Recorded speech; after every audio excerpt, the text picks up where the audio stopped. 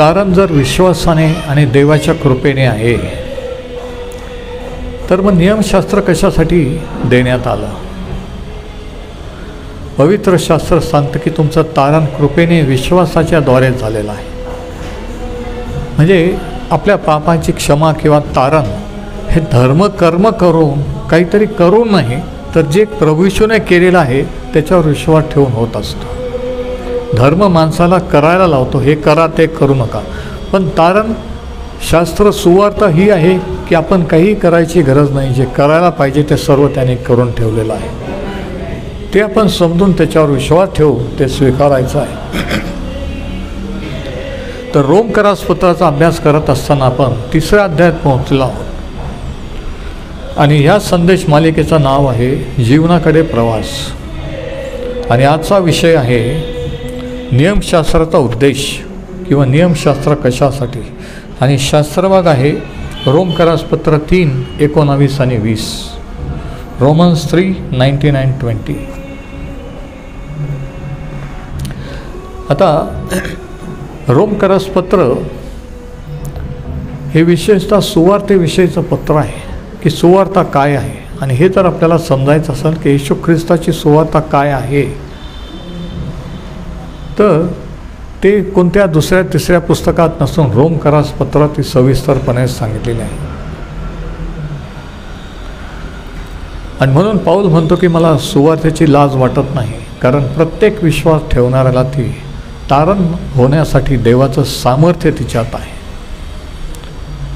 म्हणजे 2000 वर्षापूर्वी जी घटना घडली, प्रभू येशू ख्रिस्ताने जे वधस्तंभावर केलं, ते ज्यावेळेस आपण ऐकतो, सांगतो त्याच्या वचनाने, त्यावेळेस देवाचं सामर्थ्य प्रकट होतो आणि विश्वासाने जे स्वीकारतात त्यांच्या आत्म्याचं तारण होतं. म्हणून पाऊल करंथीकरांना लिहितो की ज्यांचा नाश होत आहे त्यांना ही सुवार्ता मूर्खपणा आहे की 2000 वर्षापूर्वी होऊन गेलेला माणूस आज कसं काय मुक्त करू शकतो, आज कशी काय क्षमा करू शकतो. त्यांच्या दृष्टीने मूर्खपणा आहे. पण आपण जे तारण पावलेले किंवा ज्यांचं तारण होत असले त्यांच्यासाठी ते देवाचं सामर्थ्य आहे. आणि तो पुढं असं म्हणतो की गाजवलेल्या सुवार्तेच्या मूर्खपणाच्या द्वारे जगाचं तारण करायला देवाला बरं वाटलं. की जे जगाच्या दृष्टीने मूर्खपणा आहे तेच देव जे मूर्खपणाचं ते घेऊन आणि त्याचं ज्ञान, त्याचं सामर्थ्य प्रगट करतो. म्हणून सुवार्ता हे गूज आहे. आणि ते गूज, ते रहस्य या पत्रात पाऊलाने रोमकरांना प्रकट केलेलं आहे. आणि पहिल्या अध्यायाच्या 16 आणि 17 वचनामध्ये तो 2 कारणं देतो की त्याला सुवार्तेची का लाज वाटत नाही. पहिली गोष्ट 16 वचनात रोमन्स 1:16, रोम 1:16 की तिच्यात देवाचं तारण करण्याचं सामर्थ्य आहे. दुसरी गोष्ट वचन 17, तिच्यात देवाचं नीतिमत्व प्रत्येक मनुष्याला उपलब्ध करून दिलेलं आहे. की देवाचं नीतिमत्व आपल्याला मिळतं, आपण देवापुढे नीतिमान ठरतो. नंतर 2ऱ्या अध्यायात त्याने सांगितलं की जे इस्रायली किंवा यहुदी ज्यांना देवाने त्याचे संदेष्टे पाठवले, त्यांचं नियमशास्त्र दिलं, ते देखील पापी आहेत. पहिल्या अध्यायाच्या 18व्या वचनापासून तो म्हणतो की देवाने त्याच्याविषयीचं ज्ञान प्रत्येकाला प्रकट केलेलं आहे. निसर्गावरून, बाहेरून, एक्सटर्नली आणि आतून आपल्या मनाला प्रत्येकाला माहीत आहे की काय राईट काय रॉंग. परंतु त्याने देव म्हणून त्याचा गौरव केला नाही, तर निर्माण केलेल्या प्राण्यांची, सृष्टीची भक्ती करू लागले. आणि मग देवाने त्यांना टाकून दिले. हे 18 ते 32 पहिल्या अध्यायाचा तो सांगतो. आणि त्याचे परिणाम काय झाले. म्हणून विधर्मी किंवा परराष्ट्रीय हे दोषी आहेत. नंतर 2रा अध्यायात तो म्हणतो की ज्यांना देवाने नियमशास्त्र दिलं ते इस्रायल लोक, ते देखील ते पूर्णपणे पाळू शकले नाहीत, म्हणून तेही दोषी आहेत. आणि 3ऱ्या अध्यायाच्या शेवटास तो म्हणतो की सर्वांनी पाप केलेला आहे आणि देवाच्या गौरवाला अंतरलेले आहे. रोमकरासपत्र 3 आणि वचन 23, सर्वांनी पाप केलं आहे देवाच्या गौरव. विदेशी परराष्ट्रीय पापी आहेत, इस्रायल लोक, यहुदी लोक पापी आहेत, सर्व जग पापी आहे आणि म्हणून सर्व जगाला ख्रिस्ताच्या सुवार्तेची गरज आहे. आमेन. तर आता रोमकरास पत्र याच्या 3ऱ्या अध्यायात जर नियमशास्त्राच्या द्वारे जर तारण नाही, तारण जर कृपेने विश्वासाने जर आहे, मग नियमशास्त्र देवाने का दिलं असा प्रश्न आहे. आणि त्या प्रश्नाचं उत्तर आज आपण देवाच्या वचनातून पाहणार आहोत की जर नियमशास्त्राने, आणि नियमशास्त्र म्हणजे मोशाचं नियमशास्त्र, नियमशास्त्र म्हणजे केवळ 10 आज्ञा नाही, तर त्या नियमशास्त्रात दिलेले विधी, सर्व प्रकारचे अर्पणं जे इस्रायल लोकांना अर्पण करायला सांगितले होते, ते अर्पणं, ते विधी, सर्व काही मिळून नियमशास्त्र आहे. लक्षात घ्या. आणि ते त्यांना पाळायला लावलेलं होतं आणि ते पाळू शकत नव्हते म्हणून अर्पणं होते की अर्पणं आणल्यानंतर, रक्त सांडल्यानंतर देव त्यांच्याशी कनेक्टेड राहील, ते देवाशी कनेक्टेड राहू शकतील आणि ते आशीर्वाद नाही. तर मग प्रश्न असा आहे की तारण जर विश्वासाने आहे तर नियमशास्त्र कशासाठी? रोमकरास पत्र 3:19 आणि 20. आपल्याला ठाऊक आहे की नियमशास्त्र जे काही सांगतं ते शास्त्राधीन असलेल्या लोकांना सांगतं. आणि शास्त्राधीन किंवा नियमशास्त्राधीन लोक कोण? इस्रायल किंवा यहुदी. नियमशास्त्र जे काही सांगतं ते शास्त्राधीन असलेल्या लोकांना सांगते, यासाठी की प्रत्येक तोंड बंद व्हावे व अवघे जग देवदंडास प्राप्त व्हावे. अवघे जग, केवळ इस्रायलच नव्हे, कारण कोणी ते पाळू शकत नाही म्हणून सर्व दंडास पात्र आहे ठरावेत. त्याच्यासमोर कोणी मनुष्य नियमशास्त्रातील कर्माने नीतिमान ठरणार नाही. अगदी स्पष्ट आहे. जर तुम्हाला वाटत असेल की 10 आज्ञा पाळू किंवा हे करून ते करू, हिचं स्पष्ट सांगितलं की नियमशास्त्राने कोणी नीतिमान ठरणार नाही, कारण नियमशास्त्राच्या द्वारे पापाचा बोध होतो. आता ह्या 3ऱ्या अध्यायामध्ये आणि इतर ठिकाणी आपण पाहतो की 6 कारणं आहेत की नियमशास्त्र देवाने इस्रायलाला का दिलेलं होतं. 6 उद्देश, point, 6 purposes of the law. नियमशास्त्राचे 6 उद्देश जर लिहून घेत असाल तर, पहिला पॉईंट, पहिला उद्देश, पहिलं कारण हे माणसाला पापाचं सत्य व सामर्थ्य दाखवण्यासाठी. To show man the reality and power of sin. पाप किती भयंकर आहे, देवाच्या दृष्टीने किती भयंकर आहे, देव किती गंभीरतेने घेतो आणि त्याचं सामर्थ्य पापाचं किती आहे की माणूस स्वतःला मुक्त करू शकत नाही, हे माणसाला पाप काय आहे हे दाखवण्यासाठी नियमशास्त्र देण्यात आलं. हा पहिला पॉईंट, पहिलं कारण, पहिला उद्देश. म्हणजे जसं काही एखादा रोग जोपर्यंत निदान होत नाही तोपर्यंत तो बरा होत नाही. रोग निदान, ज्याला डायग्नॉसिस असं म्हणतात, ते रोग निदान झाल्यानंतर योग्य ट्रीटमेंट दिली जाते. पण जोपर्यंत कोणता आजार, रोग आहे हे कळत नाही तोपर्यंत ती ट्रीटमेंट, तो औषधोपचार लागू पडत नाही, बरं वाटत नाही. पण रोग कोणता आहे हे कळल्यानंतर, योग्य ट्रीटमेंट दिल्यानंतर तो आजार बरा होतो. तसं माणसाचा रोग किंवा आजार हे पवित्र शास्त्र दाखवतं की माणसाचा रोग किंवा आजार पाप आहे. डायग्नॉसिस. आणि केवळ माणसाचा आजार काय हे दाखवतं असं नाही, तर त्याच्यावर उपचार देखील पवित्र शास्त्रात सांगितलेलं आहे. आणि पवित्र शास्त्र जगातलं एक असं एकमेव पुस्तक आहे की ज्याच्यामध्ये मानव जातीचा रोग किंवा आजार काय आणि त्याच्यावर उपचार काय हे सांगितलेलं आहे.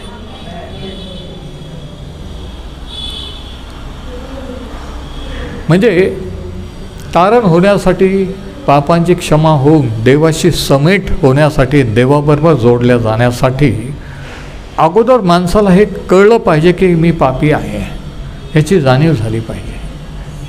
जोपर्यंत माणसाला वाटतं की मी पाप केलं नाही, मी यांच्यासारखा नाही त्यांच्यासारखा, तोपर्यंत तारणाची गरज आहे किंवा तारणाचं महत्त्व, सुवार्तेचं महत्त्व कळत नाही. पण ज्यावेळेस हे कळतं की सर्वांनी पाप केलेलं आहे, देवाच्या गौरवाला अंतरलेलं आहे, नीतिमान कोणी नाही, एकही नाही, कोणी नियम पाळू शकत नाही, कोणी किती धर्मकर्म केले तरी देवापर्यंत पोहोचू शकत नाही, त्यावेळेस सुवार्तेचं महत्त्व, प्रभू येशूने काय केलं याचं महत्त्व आपल्याला कळतं. म्हणजे ज्यावेळेस आपल्याला जाणीव होती, जसं सांगितलं गेलं समजा डॉक्टरांनी की तुम्हाला अमुक अमुक आजार आहे, कॅन्सर आहे, जोपर्यंत आजार आहे हे कळत नाही तोपर्यंत आपण त्याच्यावर उपचार करणार नाही. पण ज्यावेळेस मला कळतं की मला अमुक अमुक आजार आहे हे कळल्यानंतर मग मी ट्रीटमेंट घ्यायला लागतो. तसं पहिल्याने हे कळलं पाहिजे की देवाच्या दृष्टीने आपण कोणी चांगले नाहीत, कोणी देवाच्या आशीर्वादाच्या लायक नाहीत, सर्वांनी पाप केलेलं, आपण पापी आहोत. आणि ज्यावेळेस आपल्याला हे कळतं की आपण पापी आहेत आणि देव पापाची शिक्षा करणार आहे आणि पापाचे हे परिणाम होतात, तो आजार पापाचा आहे, मग त्याच्यावर उपचार आपण शोधायला लागतो. आणि असंख्य लोक प्राचीन काळापासून त्याच्यावर उपचार शोधत आलेले आहेत. तत्त्वज्ञान किंवा धर्म किंवा कर्म, वेगवेगळ्या रीतीने माणसाला मनशांती, मोक्ष, पापांची क्षमा कशी मिळेल याच्या प्रयत्नात माणूस आहे. परंतु तो योग्य उपचार नाही आहे. त्या आजारावर पापाच्या धर्म कर्म ही ट्रीटमेंट नाही आहे, त्याच्यावर ट्रीटमेंट योग्य उपचार आहे प्रभू येशूचं रक्त, त्याच्या रक्ताने पापांची क्षमा आहे. हालेलुया. म्हणून पहिली गोष्ट ही की तारणाचा स्वीकार किंवा तारणाचा महत्त्व कळण्या अगोदर माणसाला हे कळलं पाहिजे की मी पापी आहे आणि मला पापाच्या क्षमेची गरज आहे. जे काही दुखणे, आजार, प्रॉब्लेम हे पापाचे परिणाम आहेत. पाप हा आजार जर बरा झाला तर हे परिणाम नष्ट होतात. पण आपण परिणामावर आपण म्हणतो हे दुखतो, ते दुखतो, हा प्रॉब्लेम, तो प्रॉब्लेम आहे. ते प्रॉब्लेम, त्याचं मूळ कारण, मूळ आजार काय आहे? पाप. म्हणून मूळ आजार जर बरा झाला तर परिणाम पण नष्ट होतात. तर 20व्या वचनात पौल स्पष्टपणे लिहितो की नियमशास्त्राच्या द्वारे पापाचा बोध होतो. पाप काय आहे हे आपल्याला कळतं. जोपर्यंत रूल्स आणि रेग्युलेशन असतात, नियम असतात, तेव्हा कळतं की हा नियम मोडलेला आहे. पण नियमच असले तर कोणता नियम मोडला कसं काय कळणार?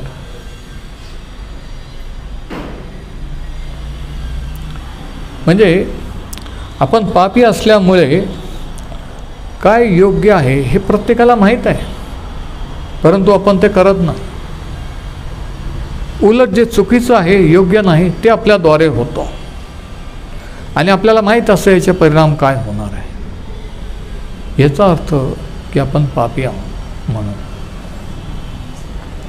म्हणजे प्रॉब्लेम बाहेर नाही, प्रॉब्लेम आतून आहे.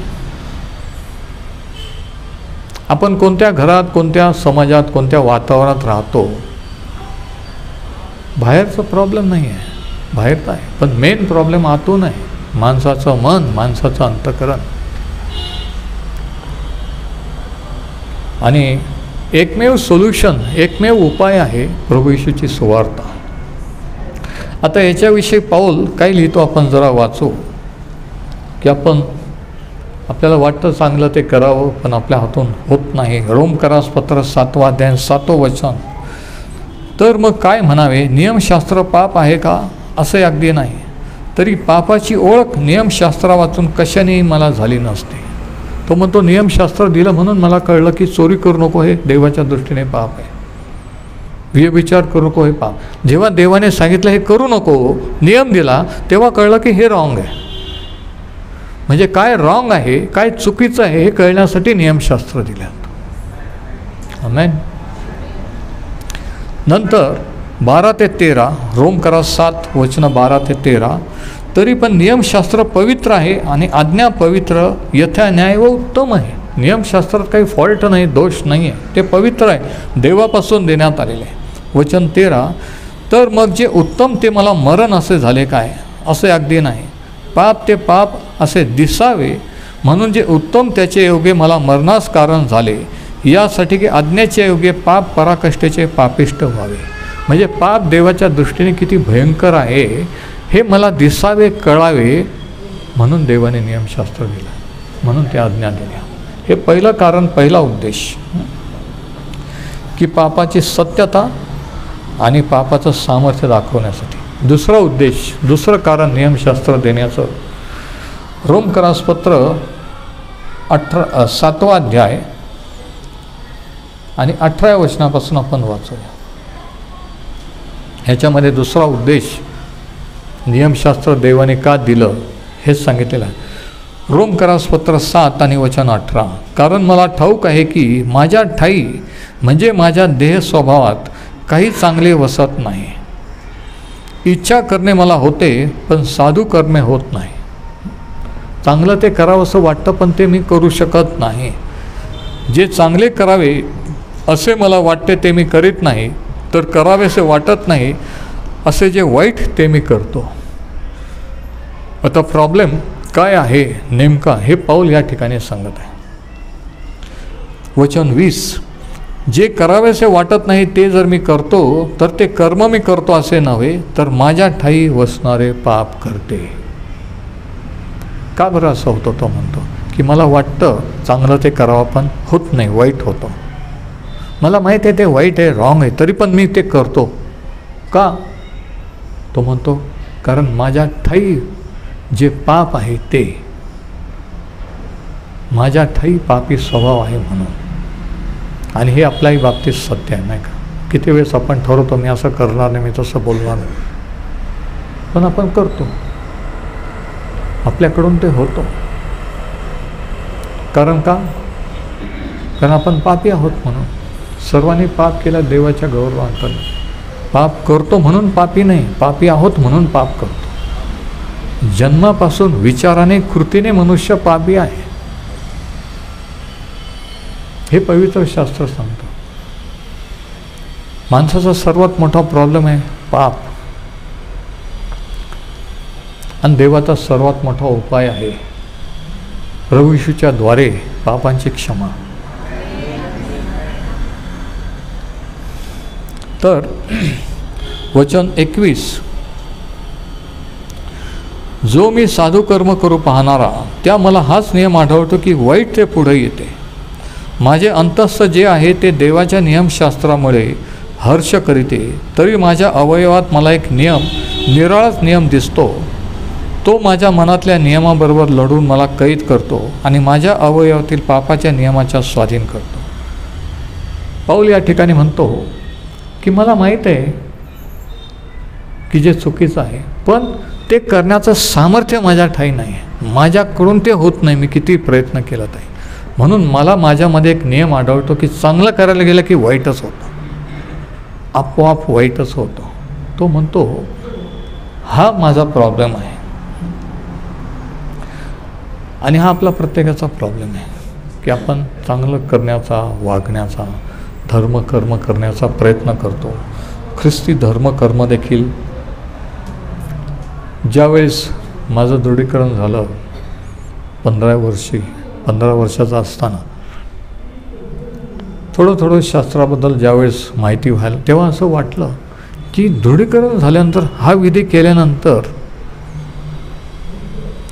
काहीच चुकीचं वाईट होणार नाही, वाईट वागणूक, वाईट बोलणं होणार नाही. परंतु ते केल्यानंतर कळलं की ते करून देखील काही उपयोग नाही आहे. दृढीकरण, एखाद्याला वाटतं की प्रभोजन किंवा चर्चला जाणं हे रूढी परंपरा विधी, आपल्याला वाटतं की अमुक अमुक धर्म कर्म अमुक अमुक गोष्ट केल्यानंतर ते होईल, पण तो उपाय नाही आहे, ते सोल्युशन नाही आहे. काही जणांना वाटतं की बाप्तिस्मा घेतल्यानंतर, बाप्तिस्मा पापांच्या क्षमेसाठी नाही आहे, पापांची क्षमा झाली म्हणून घेत असतात की मी प्रभू येशूवर तारणारा म्हणून विश्वास ठेवलेला आहे, आणि म्हणून लहानपणी बाप्तिस्मा शास्त्राला धरून नाही आहे, तो चुकीचा आहे. 2000 वर्षाच्या चर्चच्या इतिहासामध्ये हे सर्व चुकीचे शिक्षण, दृढीकरण, लहानपणी बाप्तिस्मा वगैरे वगैरे, 40वा, हे सर्व चर्च हिस्ट्रीमध्ये आहे. रोमन कॅथलिसिझमकडून प्रोटेस्टंट चर्चेसने घेतले आणि ती परंपरा चालत आली. याला शास्त्राचा कोणताही आधार नाही. म्हणून प्रभू येशू म्हणतो की सत्य तुम्हाला समजेल, सत्य तुम्हाला मुक्त करेल. जोपर्यंत सत्य समजत नाही तो मग लोक म्हणतात मग हे खोटं आहे का, मग आम्ही काय करायचं नाही का. पण जेव्हा सत्य कळतं की त्याला काही अर्थ नाही आहे, त्याने पापाचा प्रॉब्लेम सॉल्व्ह होत नाही आहे, ते देवाच्या वचनात कुठंही देवाने सांगितलेलं नाही आहे, त्यावेळेस आपण त्याच्यातून मुक्त होतो. नाही तर देवाचे वचन नियमाच्या ऐवजी आपण त्या गोष्टींना महत्त्व देतो. तर दुसरं कारण पाऊल म्हणतो की माझ्यामध्ये एक नियम आहे, मी चांगला करायला जातो तो वाईट माझ्या हातून. म्हणजे दुसरा पॉईंट, दुसरा उद्देश नियमशास्त्राचा काय की माणसाला स्वतःच्या प्रयत्नाने माणूस नीतिमान ठरू शकत नाही हे दाखवण्यासाठी. स्वतःच्या प्रयत्नाने माणूस नीतिमान ठरू शकत नाही हे दाखवण्यासाठी. To show man that he cannot achieve righteousness by his own efforts. किती प्रयत्न, किती धर्म, किती आज्ञापालन, आणि म्हणून प्रश्न असा की किती करायचं आणि किती दिवस करत राहायचं. आम्ही हे करतो ते करतो, पण किती करायचं आणि कधीपर्यंत करायचं. तो म्हणतो किती जरी केलं, करत राहिलं तरी मेन जो प्रॉब्लेम आहे की चांगलं करायचं ते कळतं पण वाईट घडतं, हा प्रॉब्लेम ते केल्याने सुटत नाही आहे. मग ते धार्मिक, ते धर्मकर्म असो, चर्चचे कर्म असो, नियम असो. आमेन. आणि 2000 वर्षात सैतानाने हळूच चर्च मंडळीला देवाच्या वचनापासून दूर नेलेलं आहे आणि त्या वचनामध्ये भेसळ, ट्रेडिशन्स किंवा रूढी परंपरांची केलेली आहे, आणि हळूच आपल्याला शास्त्रापासून बाजूला ठेवले. आणि जेव्हा शास्त्रातून सांगितलं जातं तेव्हा लोकांना खोटं वाटतं. म्हणजे याचा अर्थ आपण शास्त्रापासून किती लांब गेलेलो आहोत विचार करा, की शास्त्रच खरं वाटत नाही.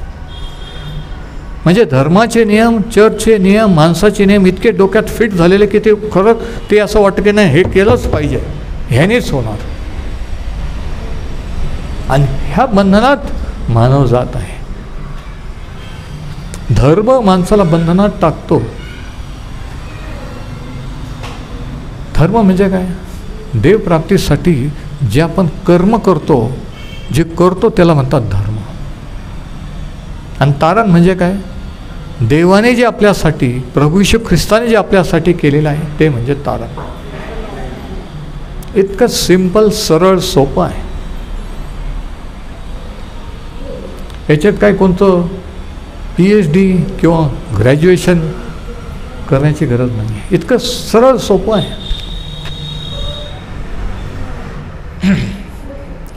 तर पहिलं कारण पापाची सत्यता आणि सामर्थ्य दाखवण्यासाठी.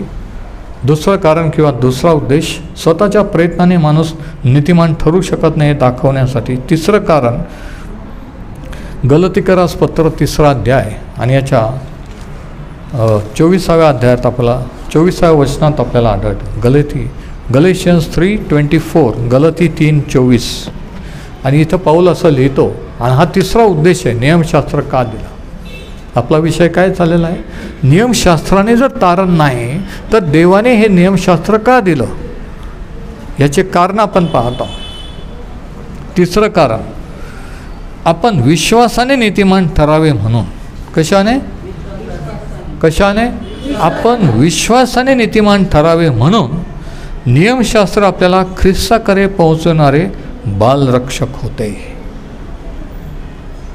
इथं तिसरं कारण आहे, नियमशास्त्र का दिलं. नियमशास्त्र काय होतं? ख्रिस्ताकडे पोहोचवणारे. ख्रिस्ताची आपल्याला गरज आहे. आपण कर्म करून पापाची क्षमा मिळवू शकत नाही, नीतिमान ठरू शकत नाही. ख्रिस्ताने क्षमा केलेली आहे, त्या ख्रिस्ताकडे जाण्याची गरज आहे हे दाखवण्यासाठी नियमशास्त्र दिला. त्या नियमशास्त्रात जे काही अर्पणं होते, विधी होते, जे इस्रायल लोक करत आलेले होते, जे अर्पणं, ते हे दाखवत होते की एक दिवशी देवाचा पुत्र स्वतः पापासाठी स्वतःचं अर्पण करील. त्याचं प्रतीक ते जनावरं, ते पशुपक्षी होते जे ते लोक अर्पण करत होते वेदीवर. म्हणजे नियमशास्त्र हे ख्रिस्ताकडे नेणारं होतं. तिसरं कारण, तिसरा उद्देश, गलती 3:24. परत एकदा ऐका. आपण विश्वासाने नीतिमान ठरावे. आपण कशाने नीतिमान ठरतो? चांगलं करून, चांगलं वागून का? आज्ञा पालन करून का? नाही. प्रभू येशूने जे केलेलं आहे त्याच्यावर विश्वास ठेव. पण धर्माने, सैतानाने सांगितलं की नाही नाही तू हे कर, ते करू नको, मग देव तुला आत घेईल. आणि हे आपण खरं मानून बसलेलो आहे. पण खरं काय आहे की आपण विश्वासाने नीतिमान ठरतो.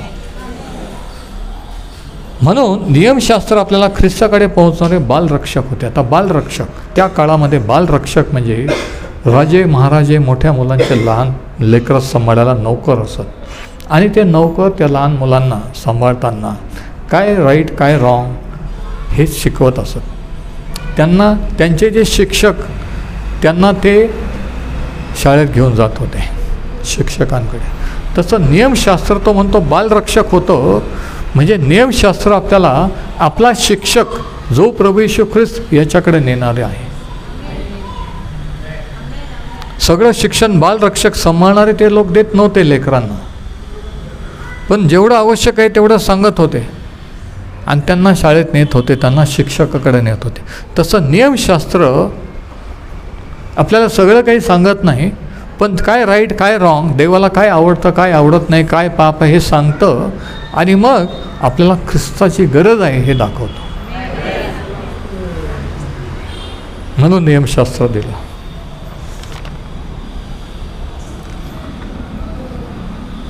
आणि प्राचीन काळामध्ये यहुदी लोकांमध्ये जे ट्युटर किंवा बालरक्षक जे होते ते त्यांना शिक्षकाकडे नेत होते. आता दोन प्रकारे नियमशास्त्र आपल्याला ख्रिस्ताकडे नेतं. पहिलं म्हणजे नियमशास्त्रामध्ये ख्रिस्ताविषयीच्या भविष्यवाणी आहेत जुन्या काळामध्ये, की एक दिवशी तो येईल आणि काय येईल, कशासाठी येईल, काय करेल. दोन शास्त्रभाग, दोन कारणं, दोन प्रकारे नियमशास्त्र आपल्याला ख्रिस्ताकडे नेतं. 2 ways. पहिलं प्रॉफिटिकली किंवा भविष्यवाण्यानुसार. अनुवादाचं पुस्तकाचा 18वा अध्याय काय भविष्यवाणी केलेली होती नियमशास्त्रामध्ये. नियमशास्त्र कसं आपल्याला ख्रिस्ताकडे नेतं. अनुवादाचं पुस्तकाचा 18वा अध्याय आणि वचनं 18 आणि 19. मी त्यांच्यासाठी त्यांच्या भाऊबंदातून म्हणजे इस्रायल लोकातून तुझ्यासारखा म्हणजे मोशासारखा एक संदेष्टा उत्पन्न करीन. त्याच्या मुखी मी आपले वचनं घालीन आणि त्यांना ज्या आज्ञा मी देईन त्या सगळ्या त्यांना तो निवेदन करील. मोशेसारखा एक संदेष्टा. वचन 19. जी माझी वचने तो माझ्या नावाने बोलेल ते जो कोणी ऐकावाचा नाही त्याचा मी झाडा घेईन. आता ही जी भविष्यवाणी मोशेसारखा संदेष्टा म्हणजे कोण? प्रभू येशू ख्रिस्त. जो कोणी ऐकणार नाही परमेश्वर म्हणतो त्याचा मी झाडा घे. ही प्रभू येशू ख्रिस्ताविषयीची भविष्यवाणी कुठं आहे? नियमशास्त्रात आहे. किती जण ऐकत आहेत? नियमशास्त्र का दिलं? ख्रिस्ताकडे नेण्यासाठी. मग नियमशास्त्र ख्रिस्ताकडे कसं नेतं? ख्रिस्ताविषयीच्या भविष्यवाण्या नियमशास्त्रात सांगितलेल्या आहे. पहिली गोष्ट. दुसरी गोष्ट, प्रभू येशू ख्रिस्ताविषयीचं प्रतीक किंवा छाया, सावली त्या नियमशास्त्रात आढळतं. टाईप्स अँड शॅडोज म्हणजे काय? म्हणजे जे जे विधी होते त्याच्यामध्ये ख्रिस्ताची सावली. उदाहरणार्थ, तो कोकरा ज्या दिवशी मिसर देशातून मुक्त होण्याच्या रात्री त्याने वधला, ओलांडणाचा कोकरा. आता तो ओलांडणाचा कोकरा कापावा, घ्यावा, त्याचं रक्त लावा, हेच आज्ञा होती. आणि त्याच्याने ते मुक्त झाले. परंतु नव्या करारात जर आपण वाचलं तर तो कोकरा प्रभू येशू ख्रिस्त आहे. योहान 1:29 योहान एक दिवशी प्रभू येशूला रस्त्याने जाताना म्हणतो की हा पहा जगाचे पाप हरण करणारा देवाचा कोकरा. आणि लगेच इस्रायल लोकांना कळलं, कारण ते सगळे इस्रायली होते, की जो आपण वल्हांडणाचा कोकरा कापतो वल्हांडणाच्या सणाच्या दिवशी, तो कोकरा हा जो कोकरा एक दिवशी येईल त्याचं प्रतीक आहे. हे त्यांना लगेच क्लिक झालं. म्हणजे जे विधी होते ते एक छाया किंवा सावली होती की जे प्रभू येशू ख्रिस्त असेल ते. सावली, मी जर उभं राहिलो सावली पडले, तुम्ही म्हणलं कोणाची सावली? कोणाच तरी व्यक्ती आहे म्हणून सावली पडलेली. तर जुना करार सावली आहे, पण व्यक्ती कुठं आहे? नव्या करारात आहे. आणि तो व्यक्ती आहे प्रभू येशू ख्रिस्त. म्हणून जुना करार समजण्यासाठी नवं वाचला पाहिजे, नवं समजण्यासाठी जुना वाचला पाहिजे, म्हणजे दोन्ही वाचले पाहिजे. पण दुर्दैवाची अशी गोष्ट आहे, मी पाहिलं की काही लोक छोटासा नवा करार असा खिशात ठेवतात, नाही का, नाही तर पर्समध्ये ठेवतात. ते म्हणतात आम्ही नव्या करारात जगत आहोत. अरे पूर्ण शास्त्र देवाचं वचन आहे. जुना करार पण नवा करार, सगळं देवाचं सगळं घ्या ना, थोडंसं का. तर तो कोकरा ख्रिस्त आहे. 1 कोरिंथ 5 आणि याचं 7वं वचन या ठिकाणी पाऊल त्या कोकऱ्याबद्दल काय लिहितं बघा. कोरिंथीकरास पहिले पत्र याचा 5वा अध्याय 7व्या वचनात पाऊल म्हणतो की तर जुने खमीर काढून टाका, यासाठी की तुम्ही जसे बेखमीर लोक आहात तसे तुम्ही नवा. कारण आता ऐका, कारण आपला वल्हांडणाचा यज्ञ पशु जो ख्रिस्त याचे अर्पण झालेले आहे. आपला वल्हांडणाचा यज्ञ पशु किंवा कोकरा कोण आहे? ख्रिस्त आहे. म्हणजे तो कोकरात जे इस्रायल लोक जे कोकरा कापत होते, तो विधी कशाचा प्रतीक होता की एक दिवशी प्रभू येशू ख्रिस्त जगाचा पाप हरण करणार देवाचा कोकरा जगात येईल, तोपर्यंत तो विधी करायचा होता. तो विधी त्याची छाया होती. तर तिसरं कारण काय की नियमशास्त्र आपल्याला यहुद्यांना मसीहा प्रगट करण्यासाठी व त्याच्याकडे वळवण्यासाठी आहे, की इस्रायली लोकांचा, यहुदी लोकांना हे कळावं की प्रभू येशू ख्रिस्त हाच त्यांचा मसीहा आहे आणि त्यांनी त्यांच्याकडे यावं. म्हणून त्यांना नियमशास्त्र दिलं होतं की जे आपण करत आलेलो आहे ते ख्रिस्तामध्ये पूर्ण झालेलं आहे. आमेन, हालेलुया. आणि मग आता चौथं कारण बघा. चौथं कारण, नियमशास्त्र कशासाठी दिलं? नियमशास्त्राचा उद्देश काय? गलतीकरास पत्र याचा 3रा अध्याय 23वा वचन, गलती 3:23. ह्या विश्वासाच्या आगमनापूर्वी जो विश्वास प्रकट होणार होता त्यासाठी आपणाला कोंडीत टाकले होते आणि आपल्याला नियमशास्त्राधीन असे रखवालीत ठेवले होते. कोंडीत आणि रखवालीत हा शब्द अंडरलाईन करा. म्हणजे काय? पाऊल म्हणतो की ख्रिस्त येईपर्यंत, आता इकडे बघा, पाऊल म्हणतो ख्रिस्त जगात येईपर्यंत जे नियमशास्त्र दिलेलं होतं ते आपल्याला कोंडीत टाकण्यासाठी किंवा आपल्याला आपलं रक्षण करण्यासाठी टिकवून ठेवण्यात, तो येईपर्यंत म्हणून नियमशास्त्र दिलेलं होतं. आणि इस्रायल लोक, जर आपण इस्रायलाचा इतिहास जगाच्या इतिहासात पाहिला तर ते नेहमी एक वेगळे आणि टिकून राहिलेले लोक आहेत. नुकतंच काही महिन्यापासून जी लढाई चालली टी व्हीवर तुम्ही पाहतात, अनेक लढाया आजपर्यंत अनेक राष्ट्रांनी इस्रायलावर हल्ला केलेला आहे. ते जगभर पांगले गेले देवाच्या परत देवाने त्यांना एकवटलं, परत हे केलं. संघर्ष, पहिल्यापासून संघर्ष, लढाया, रक्तपात, परंतु तरीही ते नष्ट झालेले नाही. कितीतरी सम्राट, महाराजे, राष्ट्रपती यांनी ठरवलं ह्याही काळातसुद्धा, आत्ता पण आपण ऐकतो की मुठभर इस्रायल राष्ट्र आम्ही भस्म करू, नष्ट करू, परंतु ते करू शकत नाही आहेत. का?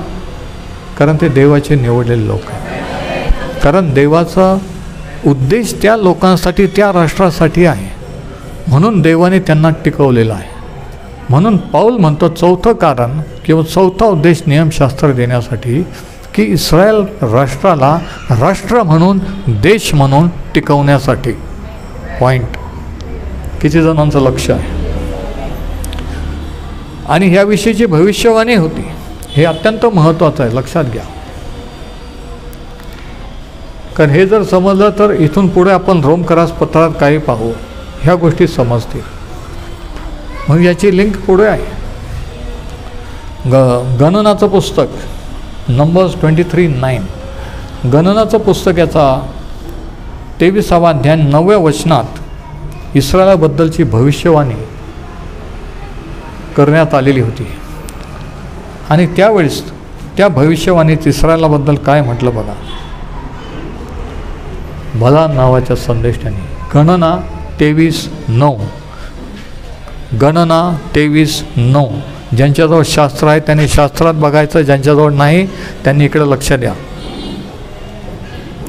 खडकांच्या माथ्यावरून ते माझ्या दृष्टीस पडत आहेत, टेकड्यांवरून मी त्यांना पाहत आहे. पहा, हे राष्ट्र अलग वसणारे आहे. पहा, हे राष्ट्र, भला म्हणतो इस्रायल लोकांबद्दल, पहा हे राष्ट्र अलग वसणारे आहे, वेगळं राहणारे आहे. अन्य राष्ट्रामध्ये ते मोजावायचे नाही किंवा मिसळावायचे नाहीत. त्यावेळेस भविष्यवाणी केलेली होती. प्रभू येशू ख्रिस्त येऊन गेला 2000 वर्षापूर्वी, त्याच्या अगोदर 3500 वर्षापूर्वी, म्हणजे जवळजवळ 5,500-6 हजार वर्षापूर्वीची भविष्यवाणी की ते राष्ट्र, ते लोक जगा वेगळे असतील, ते वेगळे म्हणून राहतील, त्यांचं वेगळं अस्तित्व राहील. किती देशाचे लोक शत्रू नष्ट करून पाहत असले, किती ते देशात जे पांगले गेले, तरी ते त्यांच्यात मिक्स होणार नाही. त्यांची आयडेंटिटी, त्यांची ओळख ही वेगळी म्हणून राहील. आमेन. ही भविष्यवाणी होती. आणि इतिहासात देखील आपल्याला माहीत आहे की 70 AD इसवी सनानंतर 70 नंतर ज्यावेळेस जेरुसलेमचा नाश झाला, प्रभू येशूने सांगितलं होतं की हे मंदिर जे तुम्ही पाहता ते राहणार नाही दगडावर दगड. तर 70 साली 70, हे 2025 आहे, 70 जेव्हा होतं 70, त्यावेळेस इस्रायलचा नाश झाला आणि इस्रायल लोकांना सर्व जगात हकलून देण्यात आला. जेरुसलेमचा नाश करण्यात आला आणि जवळजवळ 19 शतकं म्हणजे जवळजवळ 2000 वर्ष त्यांना स्वतःचा देश, स्वतःचं ठिकाण नव्हतं. ते वेगवेगळ्या देशात पांगले गेले, विखुरले गेलेले होते. आणि मग जवळजवळ 100 देशामध्ये ते पांगले गेले. मला आठवतं लहानपणी आम्ही मुंबईत राहत असताना, मी 5 वर्षाचा होतो तोपर्यंत मुंबईत राहिलो आणि त्या बिल्डिंगमध्ये काही इस्रायली लोक राहत होते. परंतु कालांतराने एक एक करून त्यांचे बिझनेस सर्व सोडून ते त्यांच्या देशाला परत गेलेले आहेत. ते त्यांच्या देशात परत गेलेले आहेत. आणि इतिहास आपल्याला सांगतो की 1948 इस्रायल राष्ट्रही निर्माण झालं. परत जगातून, वेगवेगळ्या देशातून देवाने त्यांना एकवट करून त्यांना नेमलेल्या ठिकाणी आणलं, ज्या ठिकाणावर ते देशात. पण इतर देशात पांगले गेल्यानंतरसुद्धा, आणि हा पॉईंट महत्त्वाचा आहे, जरा ऐका, इतर देशात गेल्यानंतरसुद्धा त्यांना जरी त्यांचं सभास्थान नव्हतं तरी ते देवाची भक्ती नियमशास्त्रानुसार करत राहिले. ते दुसऱ्या जाती, दुसऱ्या लोकात मिक्स झाले नाही, आंतरजाती इंटरकास्ट केला नाही. जर केलं असतं तर इस्रायल लोक आज अस्तित्वात राहिले नसते. ते त्यांचेच लोक म्हणून राहिले आणि 2000 वर्षांतर परत झालं. का? कारण ही भविष्यवाणी होती की ते अलग राष्ट्र इतरांपेक्षा वेगळे असं राहील. आणि त्या राष्ट्राला देवाने नियमशास्त्र दिलं आणि त्या नियमशास्त्र पाळून त्याच्यात सांगितलेले विधी हे ते केल्यामुळे, करत आल्यामुळे ते टिकून राहिले. आमेन. म्हणून चौथं कारण, चौथा उद्देश नियमशास्त्र का दिलं? इस्रायलाला टिकवण्यासाठी. किती जणांना समजतं? हालेलुया. आता पाचवा उद्देश, पाचवं कारण आपण पाहू. आणि हे पाचवं कारण किंवा पाचवा उद्देश आपल्याला नेहम्याच्या पुस्तकाच्या 9व्या अध्यायात आढळतो. नेहम्या 9 वचन 13 आणि 14 इस्रायलाबद्दल काय लिहिलं आहे बघा. तू सिनाय पर्वतावर उतरून त्यांच्याशी स्वर्गातून बोललास, म्हणजे परमेश्वर त्यांच्याशी. आणि आपल्याला माहिती आहे की 10 आज्ञा नियमशास्त्र हे सिनाय पर्वतावर परमेश्वराने मोशेला बोलवलं आणि त्या ठिकाणी दिलेलं आहे. आणि आज जर तुम्ही पाहाल तर सिनाय पर्वत तुम्ही यूट्यूबवर, टी व्हीवर पाहू शकता. कडेकोट बंदोबस्त आहे, कोणत्याही जातीच्या देशाच्या माणसाला अलाउड नाही आहे. आणि संगीन पहार आहे, कारण तो पवित्र डोंगर असं ते अरब लोक मानतात. कोणालाही एंट्री नाही आहे, पण फक्त दूरून लांबून तुम्ही पाहू शकता. आणि त्या डोंगरावर परमेश्वर उतरून आला आणि त्या डोंगरावर मोशेला नियमशास्त्र देण्यात आलेलं होतं. म्हणून नेहम्या काय म्हणतो की तू सिनाय पर्वतावर उतरून त्यांच्याशी स्वर्गातून बोललास आणि त्यांना योग्य निर्णय, खरे कायदे, चांगले नियम व आज्ञा लावून दिल्या. कायदे, नियम, नियमशास्त्र, विधी हे 40 दिवस जेव्हा मोशे डोंगरावर होता त्या 40 दिवसात हे देण्यात आलेलं आहे. किती जण ऐकत आहेत? खाली लोक शेवटी वैतागून मूर्तीपूजा करायला लागले, नाचायला लागले. ते म्हटले मोशेचं काय झालं आम्हाला माहीत नाही. पण त्या 40 दिवसात वर डोंगरावर असताना देवाने मोशेला नियमशास्त्र दिलेलं आहे, जे आपल्याजवळ आहेत. तर तो म्हणतो की तू त्यांना चांगले नियम, खरे कायदे आणि आज्ञा लावून दिल्या. तू त्यांना आपल्या पवित्र शाबाताचा परिचय करून दिला की शाबात काय असतो. आणि तुझा सेवक मोशे यांच्या हस्ते तू त्यांना आज्ञा, नियम, धर्मशास्त्र ही विधित केली.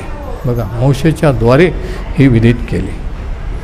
म्हणजे पाचवं कारण, पाचवा उद्देश काय? पाचवा उद्देश हा की देवाने दिलेले नियम आणि कायदे ज्या राष्ट्राला, इकडे ऐका, ज्या राष्ट्राला देवाने नियम आणि त्याचे कायदे दिलेत ते राष्ट्र कसं असतं, कसं वागतं, त्या राष्ट्राचं काय होतं हे जगाच्या इतर राष्ट्रांनी पाहावे आणि त्यांना कळावे म्हणून. म्हणजे ते लोक, ते राष्ट्र इतर राष्ट्रांपुढे, देशांपुढे साक्ष व्हावं म्हणून की देवाने निवडलेले लोक, राष्ट्र हे कसे असतात, कसं राज्य चालवतात. पण ते फेल गेले. आपण पाहतो वेळोवेळी ते देवापासून दूर गेले, वेळोवेळी शत्रूच्या तावडीत गेले. पण देवाचा उद्देश हा होता की त्यांना हे नियमशास्त्र आज्ञा देण्याचा की इतर राष्ट्राने त्यांच्याकडून शिकावं, इतर राष्ट्राला कळावं की देव कोण, इस्रायलचा देव कोण आणि त्याच्या दृष्टीने योग्य ते काय. आणि बहुतेक देशांचे कॉन्स्टिट्यूशन किंवा घटना या मोशेच्या नियमशास्त्रावर आधारित आहे. कायदे कानून किती विशेष आहे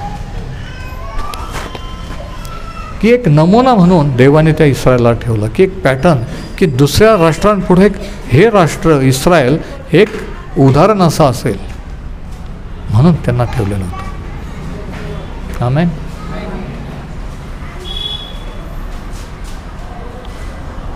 हे पाचवं कारण. आणि सहावं आणि शेवटचं कारण काय?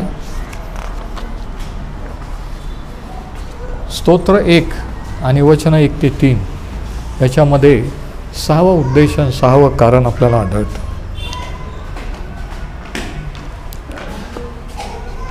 स्तोत्र संहिता 1 साम 1 आणि पहिले 3 वचनं हे आपल्या सर्वांना परिचित असे वचन आहेत. परंतु हे देवाचं वचन देवाने दिलेले असल्यामुळे या ठिकाणी स्तोत्रकर्ता काय म्हणतो? धन्य तो पुरुष जो दुर्जनांच्या मसलतीने चालत नाही, पापी जनांच्या मार्गात पाऊल घालत नाही, धर्मनिंदकाच्या बैठकीत बसत नाही. चालणं, पाऊल घालणं आणि बसणं. इकडे ऐका, पहिले आपण चालतो, टाईमपास करतो त्यांच्याबरोबर, मग नंतर गप्पा मारतो आणि मग एक दिवशी त्यांच्या बैठकीत बसतो. ह्या स्टेप्स आहेत. वाईट संगतीत वाईट लोकात जाण्याच्या. आधी ओळख, नंतर करता करता त्यांच्या बैठकीत बसणं. नंतर वचन 2, तर परमेश्वराच्या शास्त्रात रमतो, त्याच्या शास्त्राचे अहोरात्र मनन करतो. रमतो अंडरलाईन करा, आणि मनन, मेडिटेशन. प्रत्येक धर्मामध्ये मनन, मेडिटेशन हे अत्यंत महत्त्वाचं स्थान आहे. प्राचीन काळापासून माणसाला माहीत आहे, कारण माणूस आत्मा आहे आणि ध्यान मनन केल्याशिवाय मनशांती मिळू शकत नाही. व्यसन करून किंवा 24 तास बिझी राहून आत्म्याला शांती मिळत नाही. म्हणून माणूस आत्मिक आहे बघा. म्हणून प्रभू येशूने म्हटलं की माणसाने सगळं जग मिळवलं आणि आत्म्याचा नाश केला तर त्याला काय लाभ. पैसा, धन, संपत्ती तुम्हाला सॅटिस्फॅक्शन, तृप्त करू शकत नाही आहे. किती असलं तरी वाटतं अजून पाहिजे. एंटरटेनमेंट 24 तास टी व्ही आणि हे 24 तास स्वतःला एंटरटेन करमणूक केली तरी आपलं समाधान होत नाही आहे. जोपर्यंत आत्मा तृप्त होत नाही, कारण माणसाच्या मध्ये देवाने आत्मा घातलेला आहे, तो आत्मा जोपर्यंत त्या निर्माणकर्त्याशी जोडला जात नाही तो तृप्त होऊ शकत नाही. तो जगातील गोष्टींनी तृप्त होत नसतो. पण सैतान हे ऑफर करतो.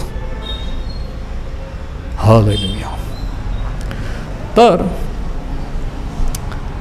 पहिल्या वचनामध्ये धन्य कोण आहे? धन्य म्हणजे आशीर्वादित. कोण आशीर्वादित आहे? जो व्यक्ती ह्या 3 गोष्टी करीत नाही. कोणत्या 3 गोष्टी? दुर्जनांच्या मसलतीने चालणे. आपल्याला माहिती आहे ते दुर्जन आहे, भ्रष्ट लोक आहेत, तरी त्यांना मसलत विचारणे, तुम्हाला काय वाटतं, काय करू, मसलतीने चालणे. दुसरी गोष्ट, धर्मनिंदकांच्या पापी जनांच्या मार्गात पाऊल घालणे, नाही ना, वाईट मार्गाने, आणि धर्मनिंदकांच्या बैठकीत बसणे. ह्या 3 गोष्टी जो करीत नाही तो म्हणतो तो धन्य आहे. आणि मग दुसऱ्या वचनामध्ये तो धन्य आशीर्वादित माणूस काय करतो हे सांगितलेलं आहे. काय करतो? वचन 2, तर परमेश्वराच्या शास्त्रात रमतो व शास्त्राचे अहोरात्र मनन करतो. ते शास्त्र रमतो, तो जाणून घेण्याचा प्रयत्न करतो, शिकण्याचा, आणि त्याच्यात इंटरेस्ट घेतो, त्याच्यात तो रमतो. शास्त्र रममान करणार आहे. काही वर्षापूर्वी मी घड्याळ लावून शास्त्र वाचणं, बायबल स्टडी करणं सोडून दिलेलं आहे. कारण ज्यावेळेस आपण वाचायला किंवा मनन करायला सुरुवात करतो, अर्धा तास 1 तास किती वेळ कसं जातो समजत नाही, की रममान करणार आहे. आणि जोपर्यंत तुम्हाला ते रममान करत नाही तुमचा बायबल स्टडी सुरू झालेला नाही, हे मी तुम्हाला सांगतो. जोपर्यंत तुम्ही 1-2 मिनटात वाचून लगेच बंद करून उठून जाणार, तुम्हाला शास्त्राचा आनंद मिळणार नाही.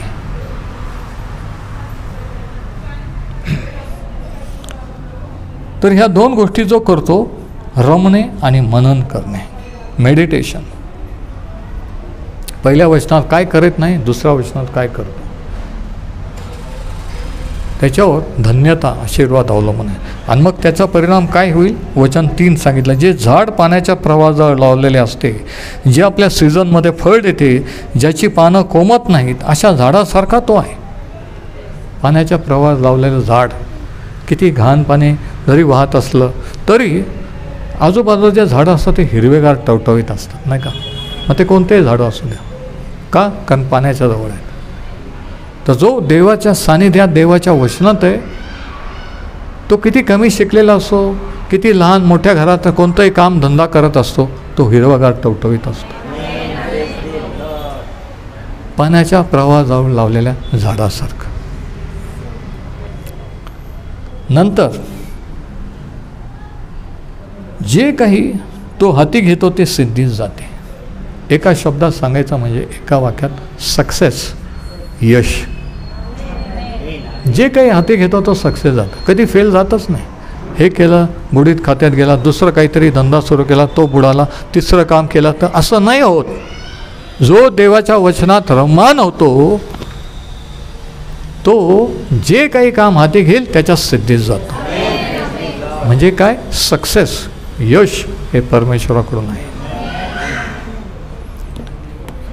आणि स्तोत्र आणि हे जे आपण वाचलं ते देवाच्या वचनाचा, नियमशास्त्राचा एक भाग आहे. म्हणून 6वा उद्देश, 6वं कारण काय? की आत्मिक आध्यात्मिक मननासाठी साहित्य पुरविणे, म्हणून नियमशास्त्र किंवा देवाने त्याचं वचन दिलं. आध्यात्मिक मननासाठीच आहे. अध्यात्म आज तुम्ही बघा, अध्यात्माबद्दलचे कितीतरी पुस्तकं अवेलेबल आहे, सर्व धर्माच्या सर्व विषयावरचे. सगळेजण अध्यात्म. तर अध्यात्म काय हेच शिकायला सुरुवात करतात, आणि ते पण कधी रिटायर झाल्यानंतर. आणि कधी शिकणार, कधी पोचणार. म्हणजे बघा, समजतंय ना? नाही समजत. काही जणांना अजूनही समजत नाही, पण माझी प्रार्थना आहे की त्यांना समजेल. अध्यात्म म्हणजे आपण आत्मा आहोत, देव आत्मा आहे. आणि जेव्हा आपण त्या आत्म्याशी, आपण देवाशी आपला समेट होतो, तेव्हा खरं अध्यात्म सुरू होतं. अध्यात्म म्हणजे स्टडी नाही आहे की मी ह्या धर्माचा अभ्यास करतो, ह्याचा अभ्यास, त्याचा अभ्यास करतो, मी फिलॉसॉफी, तत्त्वज्ञान स्टडी करतो. स्टडी करता करता मरून जाल, पण तू सत्य कळणार नाही. जेव्हा माणूस देवाने काय केलं हे समजतं, येशू ख्रिस्ताने काय केलं विश्वास ठेवतो, तेव्हा खरं अध्यात्म सुरू होतं. आणि ह्या आध्यात्मिक वाढीसाठी हे वचन नियमशास्त्र दिलेलं आहे. म्हणून 6वा उद्देश, 6वं कारण आध्यात्मिक मननासाठी आणि वाढीसाठी. परत एकदा रिकॅप घेतो, जर तुम्ही मिस केला असेल. 6 कारणं किंवा 6 उद्देश चेक करा. नियमशास्त्र का देण्यात आलेले? पापाची सत्यता आणि सामर्थ्य समजण्यासाठी. दुसरं कारण, आपण स्वतः देवापुढे नीतिमान ठरू शकत नाही हे माणसाला कळण्यासाठी. तिसरं कारण, आपल्याला ख्रिस्ताची गरज आहे, ख्रिस्त हा तारणारा मसीहा आहे, त्याच्याकडे नेण्यासाठी. चौथं कारण, इस्रायल देशाला, राष्ट्राला वेगळं राष्ट्र, वेगळं लोक म्हणून टिकवण्यासाठी. कारण जर टिकवलं नसतं, त्यांच्यातूनच एक दिवशी देवाचा पुत्र जन्माला येणार होता, आणि ते जर भ्रष्ट झाले असते तर येशू ख्रिस्त जगात येऊ शकला नसता. म्हणून त्यांना टिकवण्यासाठी. चौथं कारण. 5वं कारण की राज्य किंवा सत्ता चालवण्यासाठी कोणते नियम, ते देवाने ते नियम त्या राष्ट्राला दिलेले आहे की उत्तम प्रकारची सत्ता, गव्हर्नमेंट कसं असतं हे दाखवण्यासाठी. आणि 6वं कारण, आध्यात्मिक मननासाठी आणि आशीर्वादासाठी. हे 6 उद्देशासाठी नियमशास्त्र दिलेलं आहे. आणि याचा उद्देश 3ऱ्या वचनात, जे काही तो हाती घेतो है ना, जो असा मनुष्य जो नियमशास्त्र देवाच्या वचनात, तो पाण्याच्या प्रवाहाजवळ लावलेल्या झाडासारखा आहे. पाण्याजवळ लावलेलं झाड कधी सुकलेलं असतं का? बाकीचे झाडं सुकलेले असतील, परंतु पाण्याजवळ लावलेले नेहमी टवटवीत असतात. बाकीचे लोक सुकलेले असतील, निराश असतील, पण आपण वचनाजवळ देवामध्ये राहिलेले टवटवीत राहतो. आणि एवढंच नाही, पुढं असं म्हटलं की जे काही तो हाती घेतो ते सिद्धीच जाईल. आज लोकांना चुकीची सवय लावलेली आहे, प्रार्थना करा, अमुक गोष्ट प्रार्थना करा. आम्ही प्रार्थनेने नाही आहे, तुम्ही देवाकडे वळल्याने, तुम्ही या वचनात राहिल्याने तुम्ही यशस्वी व्हाल. सैतानाने वचनापासून दूर ठेवून शॉर्टकट मारायचा प्रयत्न केला की नाही, कोणीतरी प्रार्थना करील आणि होईल, मला शास्त्र वाचायची, मला देवाची भक्ती करायची. चुकीचं आहे. तुमचा त्याच्याशी समेट झाल्यानंतर त्याचे आशीर्वाद मिळाला. एखाद्याच्या प्रार्थनेने, मध्यस्थीने देव काय करू शकतो, तो तुमचाही देव आहे, तुमच्यासाठीही केलेला आहे हे दाखवण्यासाठी आहे. पण नंतर पुढं तुम्ही जायचं आहे, विश्वासाने तुम्ही त्याच्याकडे यायचं आहे. तर हे 6 उद्देश. प्रश्न असा आहे की आपल्याला खरंच यशस्वी व्हायचं आहे का? जर असेल तर देवाच्या नियमशास्त्राकडे, वचनात आपण राहिलं पाहिजे. परमेश्वर हे वचन आशीर्वादित करो. आज आपण इथेच थांबू आणि रोमकरास पत्राचा हा अभ्यास सुरू राहील.